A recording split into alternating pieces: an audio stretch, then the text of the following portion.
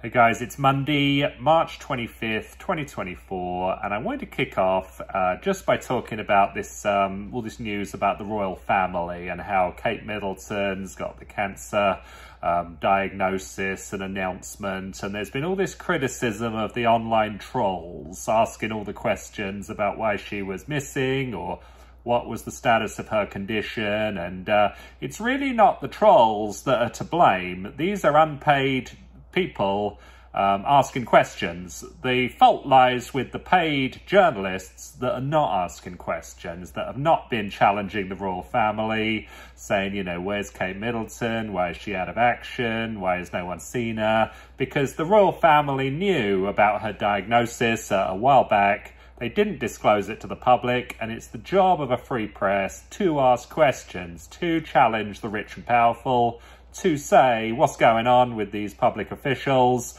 people that live their life on taxpayer largesse and contributions. Why are the public not entitled to know what's going on? And the corporate press see it as their role to protect the rich and powerful from the people, to criticize the online trolls for asking questions when it's really the corporate media that is at fault here. They have not been asking the questions. They have been derelict in their duty, and that's allowed this vacuum of trolls to, or just regular people, to rise up and ask the questions that the media is not asking. So that's my synopsis on this story. Obviously, hope Kate Middleton gets better soon, but this issue is being used, as many issues are, to divide the British people, to snuff out dissent, to discourage questioning of the rich and powerful, rather than to point out that it's the media that are derelict in their duty. And thankfully, we've got all these trolls that are out there asking questions and filling the vacuum that the media has left. And it kind of reminds me of a couple of other these royal stories. I mean, the then Prince Charles in the 1980s, when he was having his affair with Camilla, when there were three of them in the marriage, Charles did not disclose this to the public. He carried on with this pantomime act that him and Diana were happily married. It was a total charade, and he misled the public. He could have come out on day one, said, look, there's three of us in the marriage. I'm sort of seeing Camilla on the weekends and all this kind of stuff. But he didn't. He deceived the public. And, you know, again, Prince Andrew, he said he was at Pizza Express when he was with Virginia in London. And, you know, he said he was too honourable to cut Jeffrey Epstein off by phone. He had to go and see him in person in New York and stay at his apartment. And, you know, the royal family have been caught deceiving the public many times. They also did deceive the public with the death of the Queen. There was the girl on Twitter that broke the story that the Queen had died. She got trashed by all the corporate press saying that wasn't true. And then like 20 minutes later, it turned out the Queen had died. So this girl, instead of being lauded for breaking a big story, was impugned for breaking a big story because the rest of the press were covering up the real story and delaying the announcement to the public. So a lot of fraud in corporate media, and I think a lot of deception by the royal family in the past and again now. And, you know, again, another story about how Russia is, you know, using the Kate Middleton story to divide the public or disrupt, you know, British life. Is total nonsense. The fault lies with the royal family and with the, well, for not disclosing the information, with the corporate press for not even asking about the information.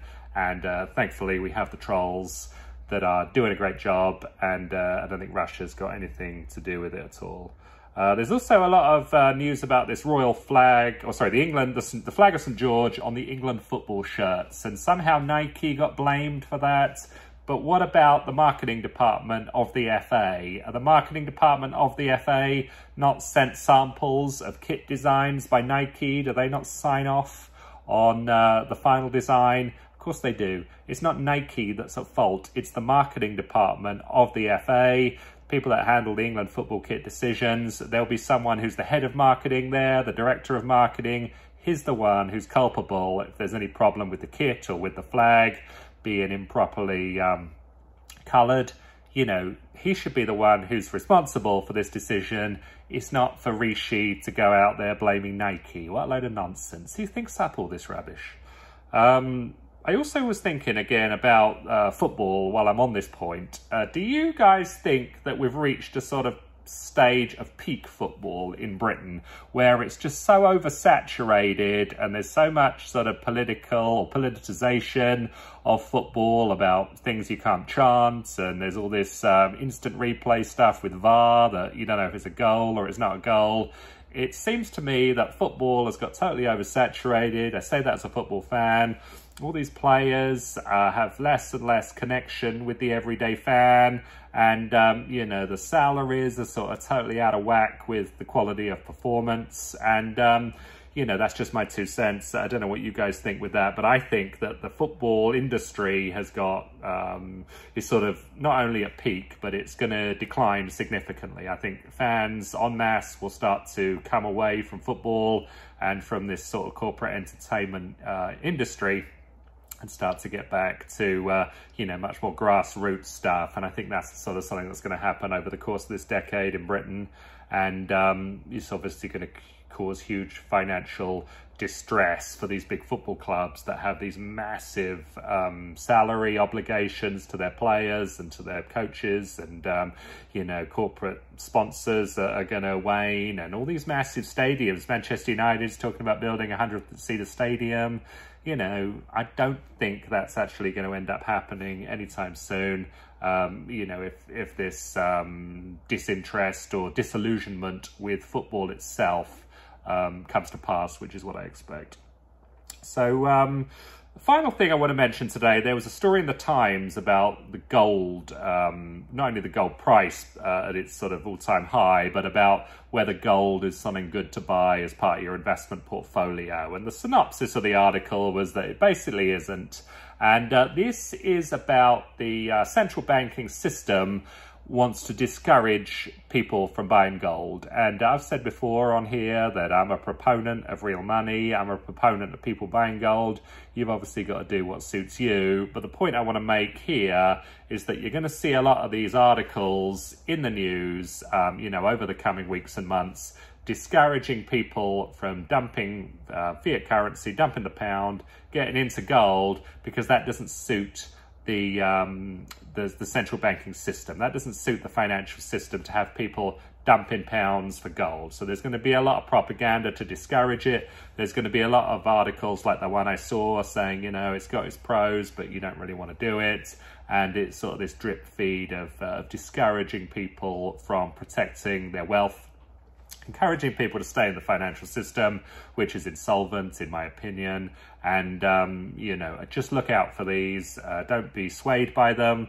Read between the lines and do what's best for you. So I hope you find all these points I've made interesting today. I hope they resonate with you. There's going to be a lot of interesting things coming down the line in the news about the financial system, about the geopolitical conflict abroad, which in my view is a direct consequence of the weakening of the Western financial system. There's the rise of the BRICS nations, and I want to bring all these sort of bits of information to you because I think they're very relevant, and I want to help interpret how it can help you and me in our own lives, and some of the great solutions and opportunities that will befall us as a result. So I hope you like listening to this today. Please share this video with your friends and family, anyone you think would find it interesting. Please also subscribe to the channel if you haven't already, and I hope you have a great day.